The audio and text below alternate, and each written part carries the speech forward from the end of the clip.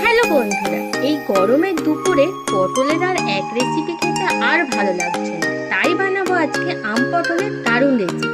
এর জন্য পটলগুলোকে প্রথমে ছাড়িয়ে নিলাম, তারপর নুন আর হলুদ দিয়ে পটলগুলোকে কড়াই ভেজে নিলাম। এরপর মশলাগুলোকে মিক্স করে নিলাম, তারপর কড়াই আবার তেল দিয়ে তার মধ্যে দিয়ে দিলাম কালো জিরে আর একটা শুকনো লঙ্কা। আম পটল রান্নার জন্য যে মশলাগুলো লাগবে সেটা আমার ফুল ভিডিওতে দেওয়া আছে, আর রিলেটেড ভিডিওতে লিঙ্কটা দেওয়া আছে, গিয়ে দেখে আসতে পারো। মশলাটা কষে নেওয়ার পর ভাজা পটলগুলো দিয়ে দিলাম, তারপরে জল দিয়ে ফুটতে দিয়ে দিলাম। ফোটা হয়ে যাওয়ার পরে ওপর থেকে একটু গরম মশলা, কয়েকটা কাঁচা লঙ্কা, অল্প একটু ঘি আর কেটে রাখা আম আর ধনেপাতা দিয়ে দিলাম।